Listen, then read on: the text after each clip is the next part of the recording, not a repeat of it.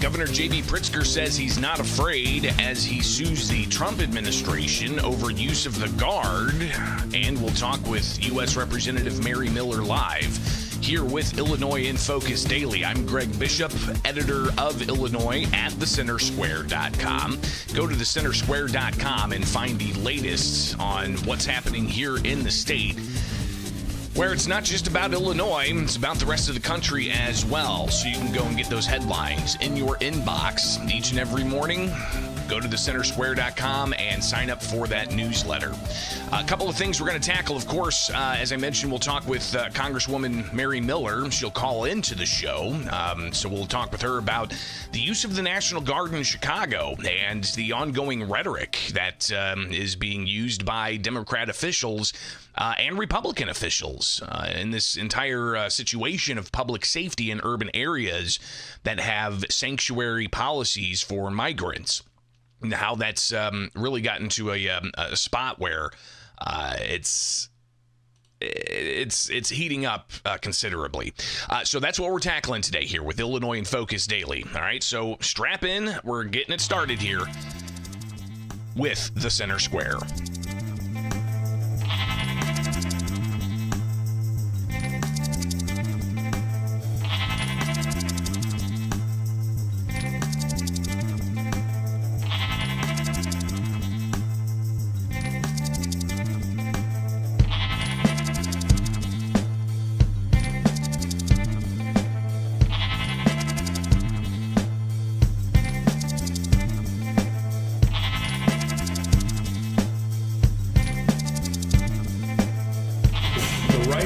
This country wants a rematch of the Civil War. Trump and the thuggery that his agents have brought has actively made us less safe.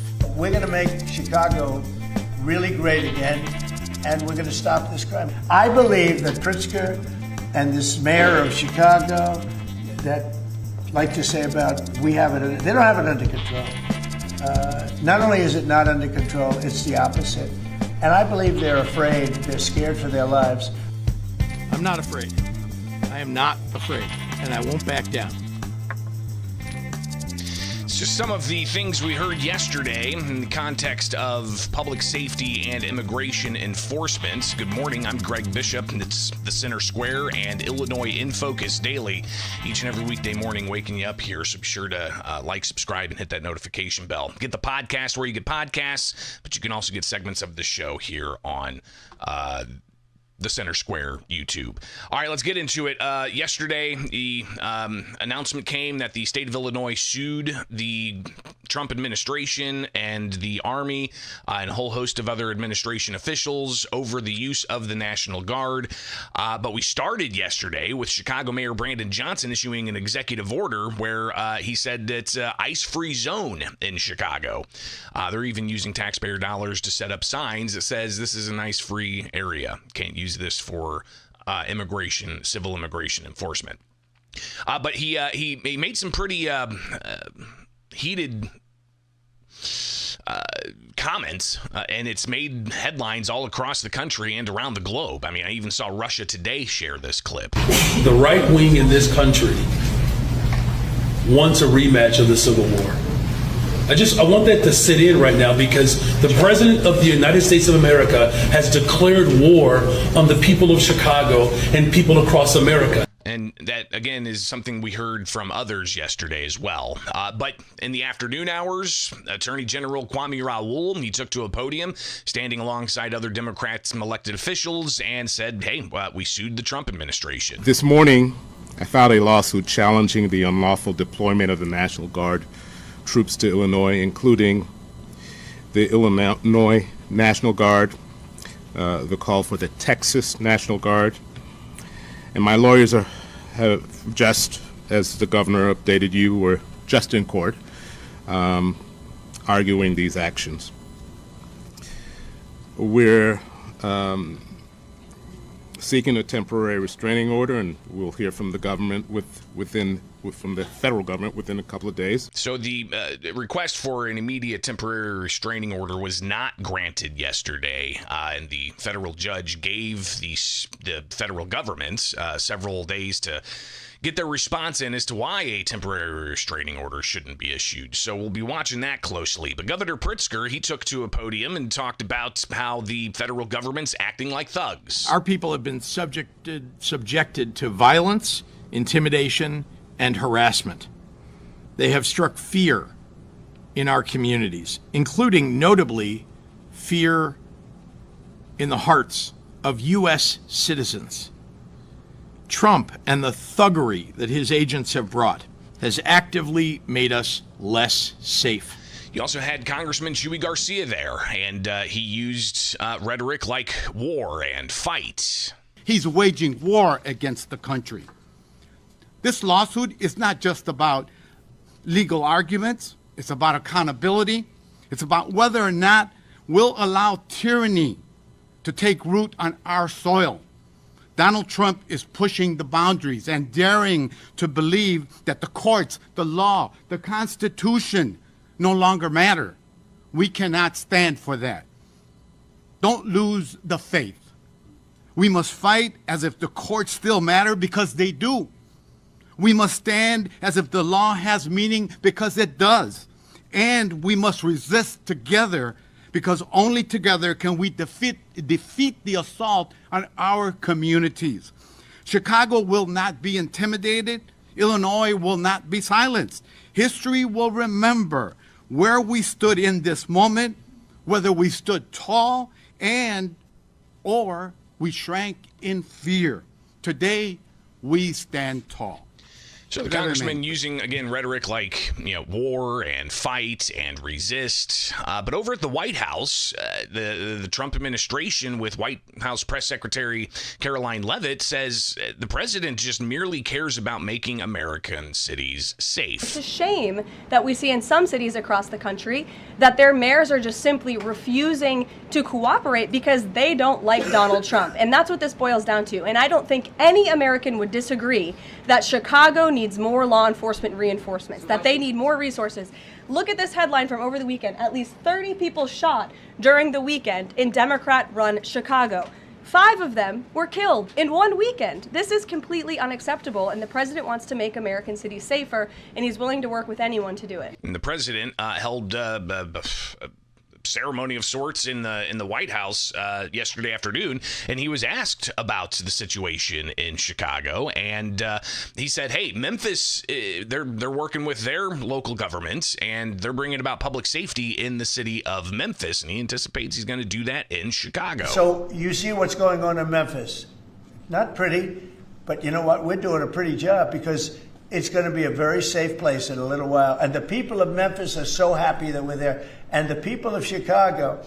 So you have black women with MAGA hats on in Chicago, all over the place. They want the guard to come in, or they don't care who comes in. They just want to be safe. And they really don't care. There was one woman, and she was great today. She said, you know what? I don't care if it's the National Guard, the Army, the Marines, the Air Force. I don't care who comes in, as long as we're safe. And that's the way most of the public feels. We're going to make Chicago really great again, and we're going to stop this crime. I believe that Pritzker and this mayor of Chicago that like to say about they don't have it under control. Not only is it not under control, it's the opposite. And I believe they're afraid, they're scared for their lives. It's, again, President Trump yesterday, and he said something similar Sunday, that he believes Pritzker fears for his life. Pritzker yesterday seeming to answer that in the context of filing this lawsuit. They think they can fool us all into thinking that the way to get out of this crisis that they created is to give them free rein. Well, that plan will only work if we let it. The state of Illinois is going to use every lever at our disposal to resist this power grab and get Noam's thugs the hell out of Chicago. I'm not afraid. I am not afraid, and I won't back down. Again, the governor saying he's not afraid after President Trump said several times that he believes that Pritzker is fearful of his life. But something else that the governor talked about yesterday I think is important for people to understand is he admitted that Border Patrol do have authority to check people's identifications if they're here in the country legally with a certain perimeter around what's considered the U.S. border. And here's what the governor had to say. They have declared that the border is at the shores of Lake Michigan. That is why they're allowed to operate now, or at least why they're being told they're allowed to operate in the city of Chicago. That doesn't seem right to me. The border, as far as I know, first of all, if you go all the way across Lake Michigan, you'll find a border, but also, more than 1,000 miles away from here is the border on the south of the state of the United States. So he says that he doesn't agree with that. But if you look at, the way federal law is set up, and even the American Civil Liberties Union recognizes this, they have a Know Your Rights 100-mile border zone. When you click through, you find out that what is the reasonable distance? Well, the reasonable distance federal government defines as 100 miles from 100 air miles from any external border to the U.S. So combining the federal regulation and the federal law regarding warrantless vehicle searches, CBP claims authority to board a bus or train without a warrant anytime, anywhere within a 100-mile zone. Nearly two-thirds of the U.S. population, over 213 million people, reside within the region of that CBP considers falling within the 100-mile border zone, according to the 2020 census. Most of the 10 largest cities in the U.S., such as New York City, Los Angeles, and Chicago, fall in that region. Some states like Florida lie entirely within the border band, so their entire populations are impacted. Again, that's just, an interpretation of federal law. So Lake Michigan, there's a border to the U.S., of course, on the other side of Lake Michigan, and it's considered a border area because of the ongoing, situation with border control. So a lot to digest there, and obviously we'll see an update on the lawsuits that the Pritzker administration filed against the Trump administration over use of the National Guard, and we're anticipating that the National Guard will ultimately arrive in the Chicagoland area, some from Texas, and federalizing of the Illinois National Guard. So we're going to keep on top of this, and go to thecentersquare.com to find out more about all of this. But listen, you've got a variety of things here that we'll continue to talk about with Congresswoman Mary Miller next. So stay tuned. That's here with Illinois in Focus Daily. All right. So stay tuned. Again, got the phones blowing up, meaning we've got that live call coming in. So stay tuned. It's right here with Illinois in Focus Daily. I'm Greg Bishop with you each and every weekday morning. So you can stay updated of what's going on in the land of Lincoln. All right. Stay tuned. It's right here with Illinois in Focus Daily.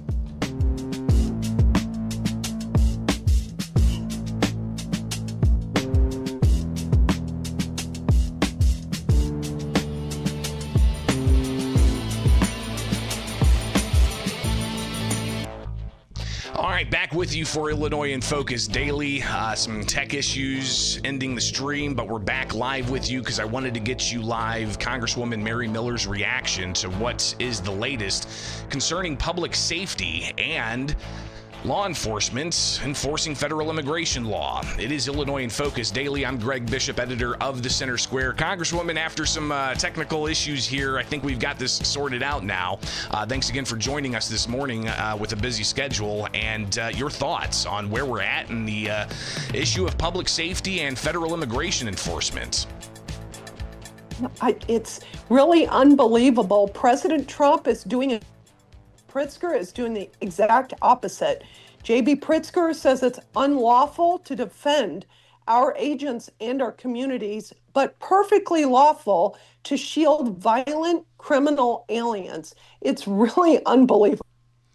Congresswoman, you've got this lawsuit, obviously, and it could lead to a temporary restraining order. How could that possibly impact federal law enforcement enforcing federal immigration law in Chicago? We've seen the clashes in Broadview. We've seen the protests grow and grow. But if the National Guard can't go and protect federal property and personnel, even if it's a temporary restraining order, how do you think that's going to impact the streets of Chicago?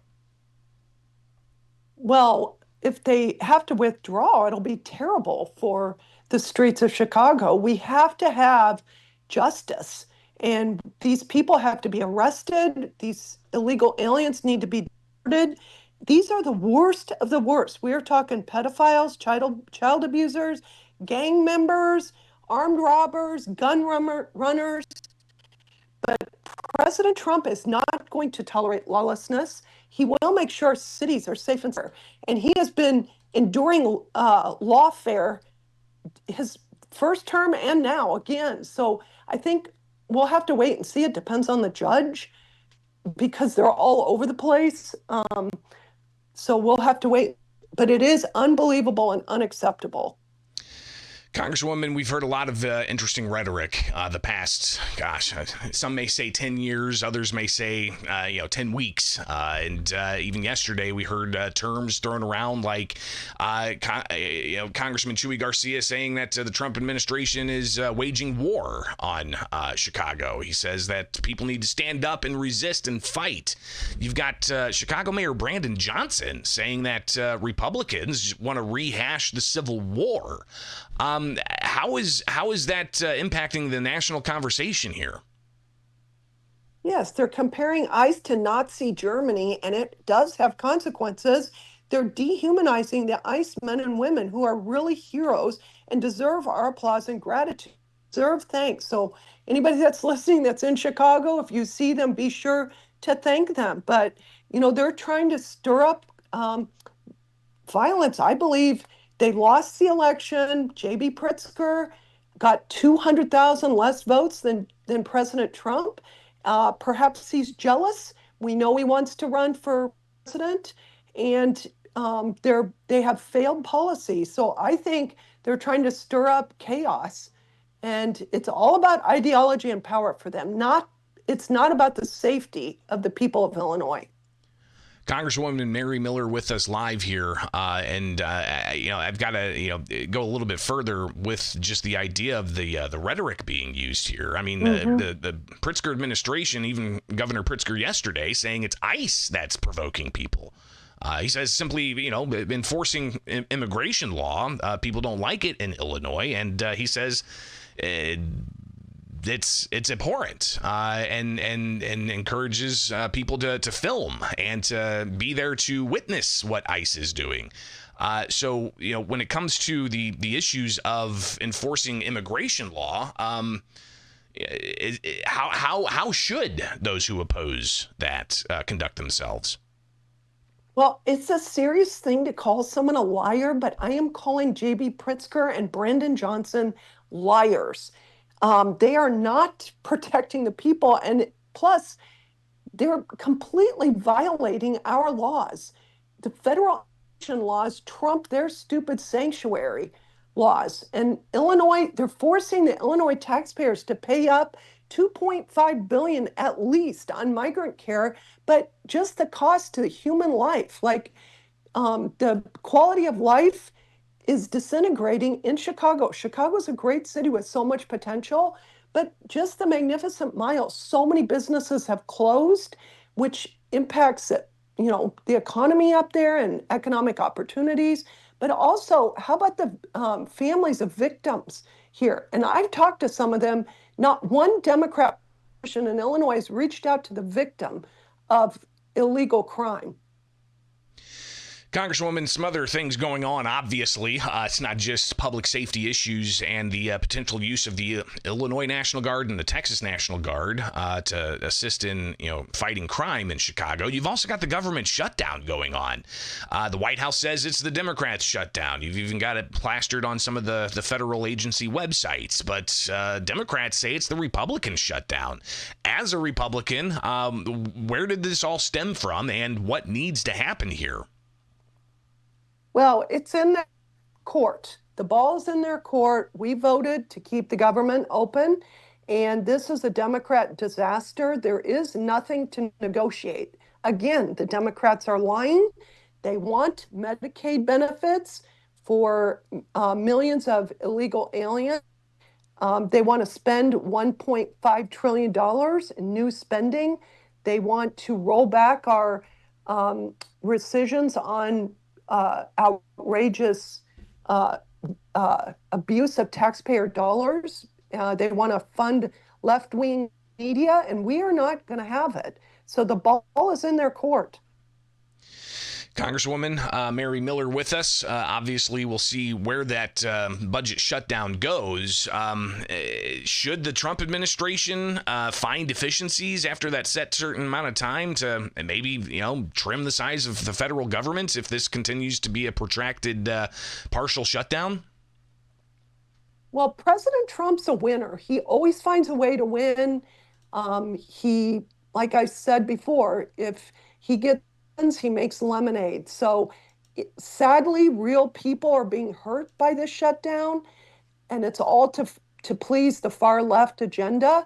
But while we're shut down, if we can shrink the federal government, President Trump should do it. I believe he will do it with the help of Russ Vought. And I think the American people want it. They want federal government. They want transparency and accountability, and we have not had it. Congresswoman Mary Miller, greatly appreciate you taking the time and working through these technical issues to get your side here on these very important issues impacting taxpayers here in the state of Illinois and across the country. We'll definitely be talking again in the near future, all right? Be safe out there. Thank you. You too. It is Illinois in Focus Daily each and every weekday morning here with the Center Square, and you can get the podcast where you get podcasts. Just go to thecentersquare.com.